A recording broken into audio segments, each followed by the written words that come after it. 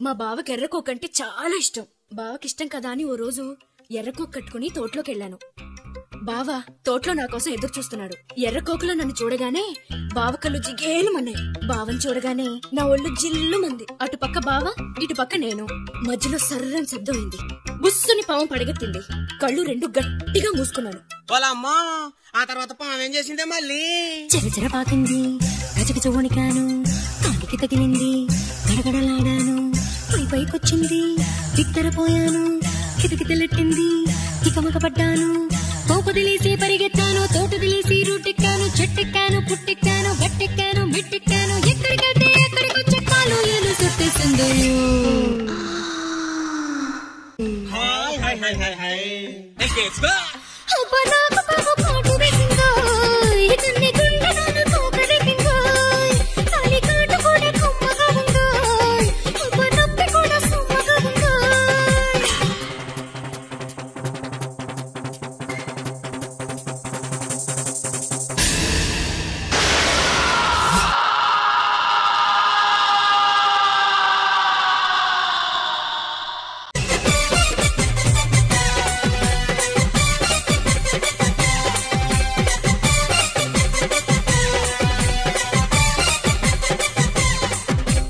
పల్లెటూరి బావయ్యో ఒట్టి పిరికోడోరయ్యో. పల్లెటూరి బావయ్యో ఒట్టి పిరికోడోరయ్యో. పాములు చూసి బిగుసుకుపోయాడో. కర్ర తెస్తానన్నాడో. కుర్రుమంటూ వెళ్ళాడో. మామిడి గుమ్మ గలగల ఊపాడో. చిన్న పుల్లైనా పడలేదు చూడయ్యో. ఎంతసేపైనా రాలేదు బావయ్యో. కొరకొర కొరకొర కోపం వచ్చిందో. కోపం వచ్చిన ఉంచుకోకూడదు, మళ్ళీ దించేసుకోవాలి. ఏంటి దించుకునేది? దాని బావ ఒట్టి పిరికోడంట. ఇదిగో మళ్ళీ మీ బావ సంగతి మాకెందుకు, ఆ బావ సంగతి ఏమైందో చెప్పు.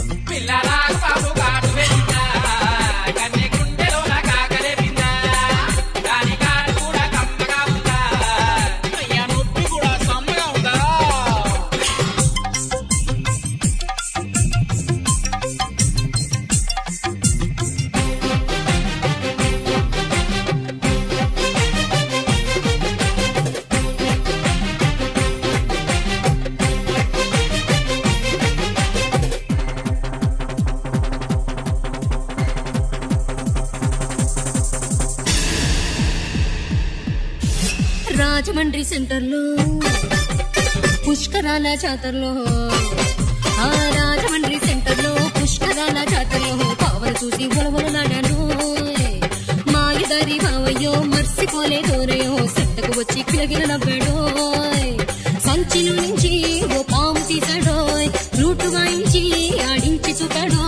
మిలమిల మిలమిల మైకం గమ్మిందో. ఏంటి మీ బావ పాములు ఆలోచుకుంటున్నారా? మరైతే ఆ రోజు పాము చూసి ఎందుకు భయపడ్డాడు మళ్ళీ? నువ్వు చూసుకో. ఆ రోజు భయపడింది పాము చూసి కాదంటే. మరి నిన్ను చూసా నీ అమ్మ పడదు. తర్వాత ఏమైందే? మళ్ళీ నాకు పాము కాటు